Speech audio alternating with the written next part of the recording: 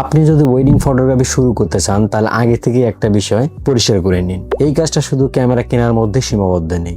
অনেকেই ভাবে একটা ডিএসএলআর ক্যামেরা কিনলেই সে ফটোগ্রাফার, বাস্তবে কিন্তু না। ক্যামেরা শুধুমাত্র একটি টুলস, কাজ করবে আপনার স্কিল। শুরুতেই আপনাকে বেসিক কিছু জিনিস জানতে হবে, যেমন ক্যামেরার বেসিক সেটিংস, কিভাবে আলো ব্যবহার করবেন এবং কিভাবে একটা ফ্রেমকে সুন্দরভাবে সাজাতে হবে, এই বিষয়গুলো আপনাকে জানতে হবে। কারণ একটা ভালো ছবি তোলা হয় না, এটাকে তৈরি করতে হয়। এবার আসি ইকুইপমেন্টের কথা।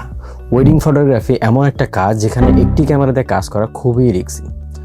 ধরুন আপনার একটা ক্যামেরার হঠাৎ সমস্যা হয়ে গেছে, তখন আপনি কিভাবে ম্যানেজ করবেন? এই জন্যই প্রফেশনালরা সবসময় ব্যাকআপ ক্যামেরা রাখে, যেমন একটা মেইন ক্যামেরা, একটা ব্যাকআপ ক্যামেরা, এরপর আরও অনেক অ্যাক্সেসরিজ যেমন লাইট, গিম্বেল, স্টান, আরও অনেক ধরনের অ্যাক্সেসরিজ লাগবে। সো ওয়েডিং ফটোগ্রাফি করতে গেলে আপনাকে এগুলো মাথায় রাখতে হবে। আর এখানে যতগুলো ইকুইপমেন্টের কথা বললাম প্রত্যেকটি কিন্তু খুবই গুরুত্বপূর্ণ, কারণ বিয়ে হলো একবারের মুহূর্ত। আপনি কিন্তু সেকেন্ড টাইম চান্স পাবেন না যে একটা মোমেন্ট মিস হয়ে গেলে এটা আবার রিক্রিয়েট করবেন। আর একটা গুরুত্বপূর্ণ বিষয় হলো ওয়েডিং ফটোগ্রাফিতে শুধু ছবি তোলা না, একটা সুন্দর গল্প তৈরি করা। আপনি যে ছবিটা তুলবেন সেই ছবিতে যেন ইমোশন থাকে, মুভমেন্ট থাকে, যা অনেক দিন পরে দেখলেও যেন সেই স্মৃতিচারণ হয়, এমনভাবে ওয়েডিং ফটোগ্রাফিটা করতে হয়। অনেকেই ভাবে ওয়েডিং ফটোগ্রাফি করে কি ইনকাম করা যায়? হ্যাঁ, অবশ্যই এই লাইনে ইনকাম করা যায়, সেটা ডিপেন্ড করবে আপনার উপরে।